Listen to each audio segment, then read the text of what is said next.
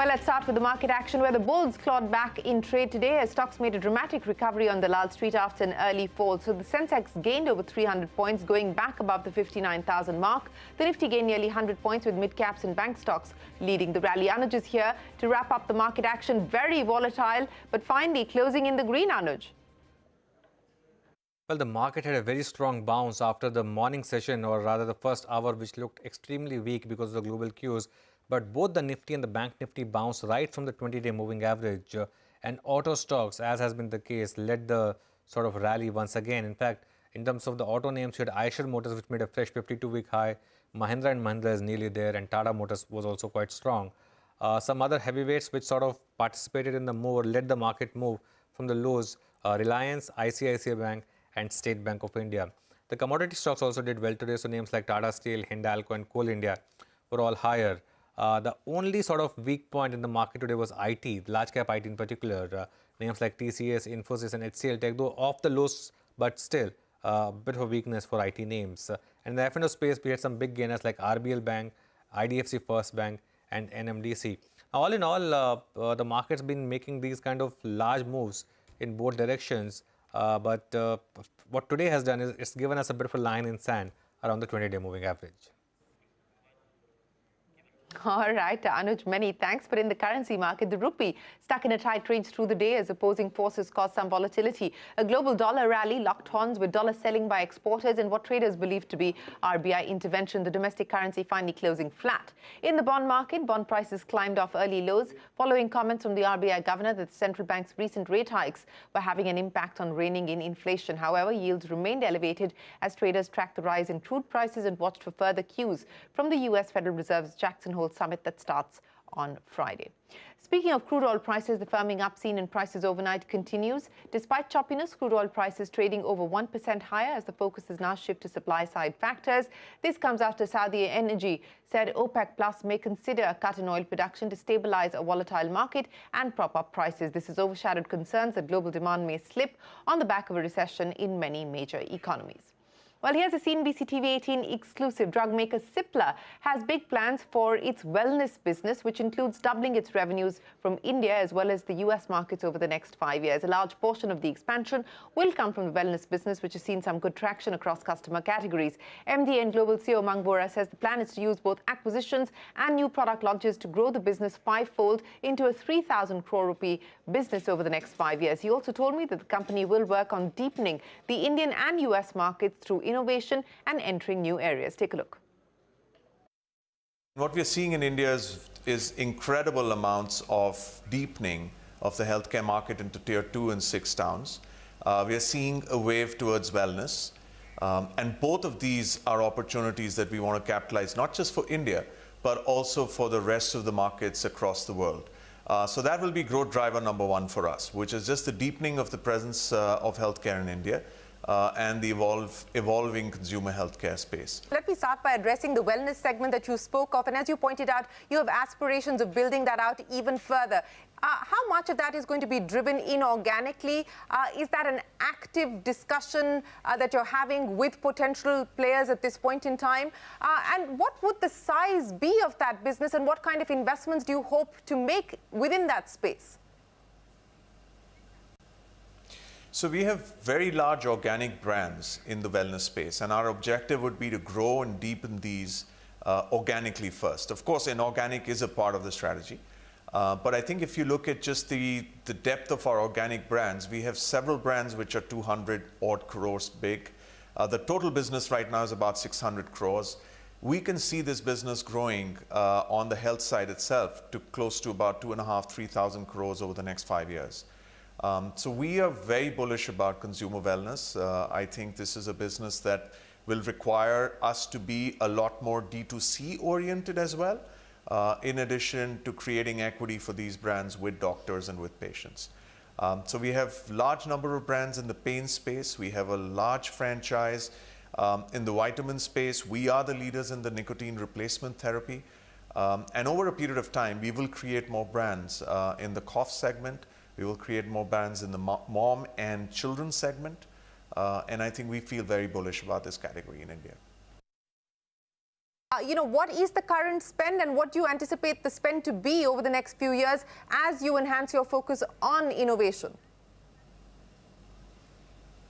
We're currently about 6%, and I think that going forward, two things would happen. We'd obviously continue to be 6% of a certain base that hopefully would grow on the top line.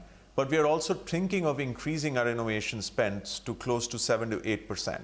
And I don't think in the way we look at our business model today that we can ever be higher than 8%, considering the needs of our stakeholders and what we think we can productively spend on. So I do think innovation spends in the company will increase on the R&D side from 6% to closer to between 7 and 8. But we're also innovating on our business model. The whole digital wave is effectively trying to allow us to mitigate the increase of inflation in the economy. So digital is wonderful because on the business model side, it allows you to get into lots of adjacencies at much cheaper cost. So the cost of acquiring a customer or the cost of detailing to a doctor on a digital platform is almost 1/3 or 1/4 the cost that it would take for a usual platform.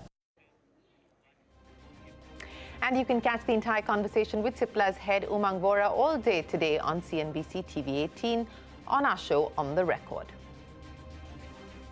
FMCG player Nestle India says it's seeing strong consumption in urban markets while rural demand grows at a lower base. The company's chairman and managing director Suresh Narayanan told CNBC TV18 there is still an underlying pressure of commodity inflation and the company is closely watching food inflation, which continues to be elevated. We've had growth across small towns. We've had growth across semi-urban areas. And in fact, for quite a few quarters in a row now, we have been having growth in rural markets as well. Unlike some of my peer companies, which have got a higher play in rural markets, I have a relatively lower play. I still am a little bit worried about the underlying commodity inflation that is coming through. Now, one hopes that with a good monsoon, hopefully some of the locally sourced crops that we have, in fact, all of our crops are locally sourced, but nevertheless they are influenced by international prices, that there is some reformation as far as the international prices itself is concerned, which might help us. But food inflation is a matter of concern and we should be watching out for it. Not just Nestle, other retail players are also upbeat about demand growth. Metro Brand says inflation hasn't affected demand as much as was expected, while Shoppers Stop expects strong double-digit growth over pre-COVID levels. Take a look. All of our concepts of Metro, Mochi, Walkway and Crocs had some very nice gains in all the markets that they operate in all the different categories that we sell in. As we look to the following quarter, the RAI reported strong numbers for July, and Metro is definitely part of that momentum that seems to be happening in India all over. Inflation doesn't seem to have affected the demand as much as one would have thought it might have. We have a very, very strong plan for the full year number, and we would be looking at a significant growth. While I wouldn't want to get into specific numbers, what I would say is that we would be again looking at strong double-digit growth over the pre-COVID numbers. And that obviously is fueled by two factors. One is the growth engine which we have from our like-for-like stores, but apart from that, also an expansion. Well, a busy day in Supreme Court today. Let's start with the case concerning so-called freebies. The Supreme Court has observed that nobody can deny this is an issue and has called for a debate. The court has also taken exception to comments made by Tamil Nadu's finance minister, questioning the court's jurisdiction in the matter. Ashmit joins us now with more on what transpired in court and what next now. Ashmit. Well, the Supreme Court, in fact, deliberated at length on the issue of what freebies are and how to proceed with that. To begin with, the Supreme Court noted that it's difficult to come up with a watertight definition of freebies, citing the example in Bihar where cycles were given to females and that led to upliftment. But nonetheless, the Supreme Court did observe that this is a serious issue, definitely merits debate, and towards that end, the Supreme Court appears to be leaning in favor of constituting some form of committee that will comprise of various experts that will, in fact, deliberate on the issue. In fact, the Supreme Court Court even asked the question as to who would be a fit candidate to lead such a commission. The Supreme Court observed that ideally it would have wanted for this debate to take place in Parliament, but that now that it has been seized of the question, it wouldn't mind delving into the subject. In fact, the Supreme Court even made observations with respect to certain responses coming from certain quarters that have in fact raised questions regarding the Supreme Court's jurisdiction. Nonetheless, in response to some of these questions, some interesting answers emerged. Kapil Sibal, who has been requested or invited by the Supreme Court as an amicus in this matter, suggested that under the FRBM Act, there is already fiscal discipline rules in place. 3% cap is placed already on states, and that can be a mechanism used to check for fiscal indiscipline by ensuring that there are lower grants issued to states that have breached those limits. That was a suggestion which in fact was echoed by the Aam Aadmi Party as well. The Aam Aadmi Party, represented by Abhishek Manu Singhvi, argued that to monitor or to regulate promises or election speeches would be tantamount to issuing a gag scheme that would be violative of free speech laws, and that the only feasible way to go around it would be in fact to rely on the FRBM targets. The centre, however, had a very different take on all of this. The centre said that, look, this is something that desperately needs the attention of the court, needs some form of regulation, citing issues in the power sector, saying that freebies issued by various governments are bordering fiscal indiscipline, and that the political parties cannot endanger the economic health of the country for seeking the top seat, the top position. The Supreme Court for now has stopped shy, has paused before making any orders. The hearing, we understand, will continue tomorrow, and that's perhaps when we can expect more clarity. Ashwit, many thanks for joining us on that issue, but don't go anywhere because we're back with you on another case that you've been tracking. The Supreme Court has also agreed to hear a plea filed by the Indian Medical Association against yoga guru Baba Ramdev. Ashwit, take us through what that's about. Well, this is not a new issue. In fact, it was raised first before the Delhi High Court. Now it finds itself before the Apex Court. And this is pertaining to various advertisements for Patanjali products that had been, in fact, issued in various national publications. The IMA, or the Indian Medical Association, has called it a smear campaign, saying that frivolous pieces of information and claims have been put out in various national dailies. Allopathic medicine has been, in fact, questioned. In fact, certain advertisements even claim that doctors themselves have suffered fatalities despite being doctors themselves and being in charge of allopathic medicine. And such claims, in fact, was something that the Apex Court took objection to. The matter was placed before a bench headed by the CJI. The CJI questioned Baba Ramdev's counsels that while he may be an authority on issues such as yoga and Ayurvedic medicine, it does not endow with him any right to, in fact, hit out at allopathic medicine, that is an alternate medicine that he is propagating, that's Ayurveda. But there is, no one can stake a claim to Ayurveda being the answer to all forms of illnesses, and that this is something that even the centre will have to consider. The IMA essentially is seeking action by the centre to be initiated against Baba Ramdev, and on that count, the Supreme Court has issued a notice in this IMA application to both Baba Ramdev as well as to the centre, and has sought a reply from both the parties on the concerns that have been raised by the IMA and the call for action against Baba Ramdev. Centre will have to reply on that. Ashwit, many thanks for joining us, and we're not done with news from court. The Supreme Court has formed a 5-judge constitution bench to look into both Uddhav Thackeray and Eknath Shinde's camp's plea, claiming that they are now the official Shiv Sena. The Apex Court had scheduled a hearing on the 25th of this month and had directed the Election Commission not to take any action till the next hearing.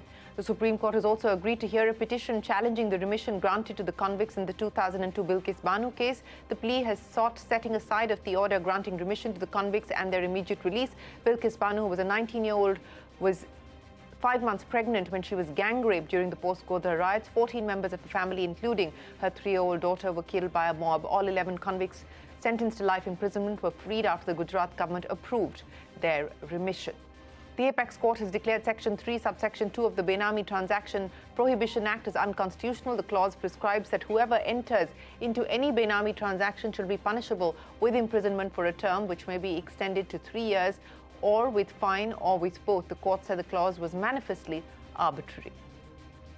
The government has asked electric vehicle companies who are availing of incentives to share data on the domestic value addition. Sources say the Heavy Industries Ministry has told manufacturers that they need to get an auditor to certify the data. The move is aimed at ensuring transparency. Parikshit joins us now with more. Parikshit, clearly the government trying to plug the gaps and the loopholes and tighten the process by which incentives can be availed of. There have been a lot of complaints about certain EV companies, about their local value addition, about their supply chains, about how much they are actually localizing in India. And therefore, in order to ensure greater transparency, there has been a circular which has been sent by the Ministry of Heavy Industries to all auto companies to comply with if they want these FAME incentives. Earlier, if you wanted a FAME incentive, you would submit ARAI certification on your domestic value addition in your electric vehicle once. But now what will happen from the 1st of September tentatively is that every EV company will have to comply with a certain domestic value addition formula, and they will have to give domestic value addition compliance for each batch of vehicles they are seeking reimbursements for, subsidies for, from the Ministry of Heavy Industries when it comes to FAME. So you will have to submit data chassis-wise, batch-wise. There will be a formula that will have to be complied with. This will have to be certified by a chartered accountant, self-certification by the companies as well. All of this will have to be uploaded on the FAME portal, on the Ministry of Heavy Industries FAME portal on a regular basis. So this has been put into place for greater checks and balances for companies who are applying for FAME incentives. All right. Thanks very much, Parikshit, for joining us. We will